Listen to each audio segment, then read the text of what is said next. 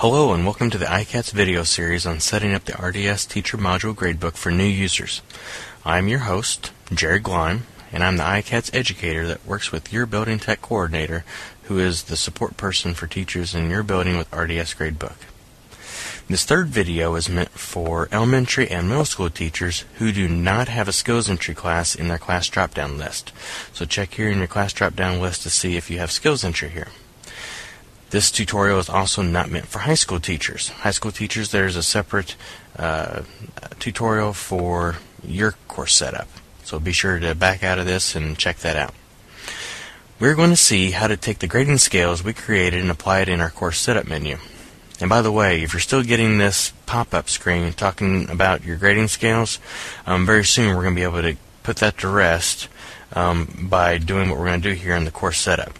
So to get started, let's go ahead and click OK to get rid of this menu. If you have that up, click the View Edit on the drop-down menu and select Course Setup. Okay, the course setup actually has three parts. Now, it may not be very evident when you first look at it, but the three parts are grading period total, semester total, and drop scores. These tabs are kind of hidden. If you mouse over them, they kind of show up, but I don't know why they don't separate them when you look at them, but that's just the way it is. So make sure you're aware that there's three parts to it. Okay, now, grading scale. So we've been getting that pop-up and it's mentioning something about grading scale. Here's where we're going to take care of that. So when I click the grading scale drop-down, I can choose a grading scale. Okay.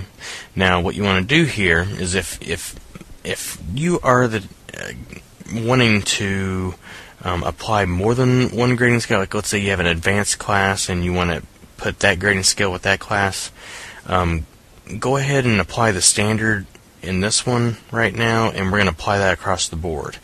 Apply the grading scale that you think is going to affect the most classes right here. Okay, and we'll come back in just a second and talk about how to change a individual course so that way it's using the appropriate grading scale. The next section here is either using total points or using calculation for calculating the grade. So right now I have 3 categories in my list. If I need to create more categories, I can just come back here to View Edit and Assignment Categories and add some categories, but I'm not going to do that. I've got everything I need here. Now, if I'm going to put, let's say I'm going to have tests be worth 40. I'm going to have my quizzes worth 20. Actually, let me back up. I'm going to change that to 30 for tests. I'm going to have homework be worth 50. Okay? So this has to all add up to 100%.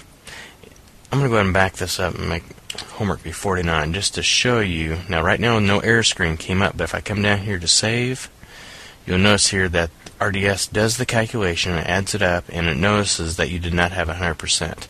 If you go over 100 or you're under 100, it will let you know. So that way, errors like that won't happen. So if you're an elementary or a middle school teacher who wants to divide your categories up to be calculated this way, you can use that, or you can use total points. So be sure to decide. Let's move on to the next section here. This option right here that you see, treat all grade periods in this semester as one continuous grading period, is not widely used by people. What this means is you're telling RDS when you get finished with the first grading period in a semester, to take the grade the student ended with that semester or that grading period and apply it as the beginning grade for the next grading period. For instance, let's say a kid ends up with an 85% B. Well, when the second grading period starts, they're going to start with an 85% B.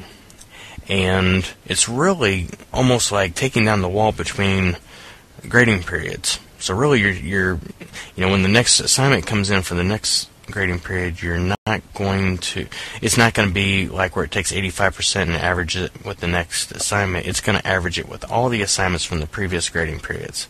So, not an option that people mostly use. And if you're getting a problem where you get to the next grading period and you notice that there's already percentage grades sitting there and you haven't put in a new assignment, you probably have set this in your course setup and you probably need to go back and change it.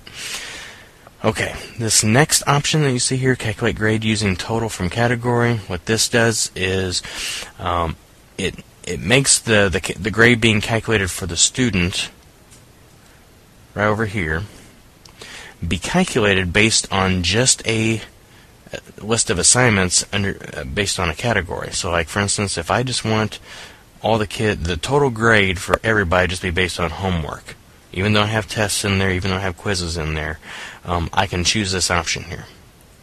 Okay, and that will then calculate the total grade based on that category. This is not a widely used option unless you just happen to want that. So beware of that too, especially if for some reason your first assignment is not showing up. Check these two things here to make sure that one of them is not changed from what the default here. Okay, so that ends the grading period total portion of this.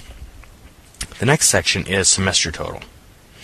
As you notice that there's no grading scale, so I'm going to choose the standard grading scale. Middle school and elementary use total points for semester total. This next section is for high school only because they have their grades based on their grading periods and also based on the final exam. So elementary and middle, leave that alone, use total points. So that ends the semester total. The third tab we're going to talk about, and just so you're aware of, if you type in a number for, let's say I want to drop 2 homework assignments. Okay. Now, if I apply this setting now, and I start entering in homework assignments in my gradebook, RDS will not calculate a grade until I've entered my 3rd homework assignment, because it is right now being told to drop the 2 lowest homework assignments. Okay, so this is another section. If for some reason grades are not being calculated, you ought to look here in your drop scores menu in your course setup to make sure you don't have any numbers set here. What I normally advise teachers to do with dropping scores is to manually go in and drop a score, or if you really want to use this menu to do it automatically, type in at the end of a grading period, come in here and manually type in the numbers, what to drop, and then when you're done, click Save Done. Okay, these 2 bottom options down here on the saves, you don't want to do because it'll apply it across either all your courses and grading periods and semesters, or just that course's grading periods and semesters. So that's where problems come in. So I usually really strongly advise maybe doing a manual drop if you're going to do anything. Okay, so let's check. Oh, we need grading period. We need grading scale there in our grading period total. Semester total. So we're doing a double check here to make sure we got grading scales applied across all of these. Since we do, we're now going to save to all grading periods, semesters, all courses. That way this is applied across the board. We're going to click that, and it's going to work. And we'll know when it's done, when the menu actually, when the mouse stops spinning, it is, and click Save Done. It's going to do some more work. Okay. So as you can see here, in my course, let's say I have a U.S. history class that's going to be an advanced class. Okay, I want to use that advanced grading scale. So I switched to my 4th period history class, and now I'm going to go into my course setup on that class. You'll notice that the standard scale is there for both the grading period and the semester. But I want to use the advanced scale. So I'm going to click the grading scale. I'm going to select my advanced scale. I'm going to go to my semester, click the advanced scale for that part. And then when I come down here to save it, I'm going to choose Save to All Grading Periods, Semesters, this course only, because I don't want to change my other classes. If I click the bottom one, it's going to change everybody to advanced. And if I don't want that, I don't want to choose that. So I'm going to click this course only. Yes, and it's working.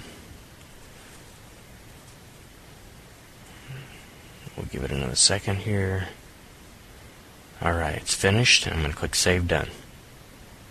So now when I enter in assignments for my U.S. history course, it'll use the advanced grading scale, and all my other classes will use the standard grading scale. This concludes this tutorial on configuring the course setup. Join me in the next video in the series where we'll look at creating a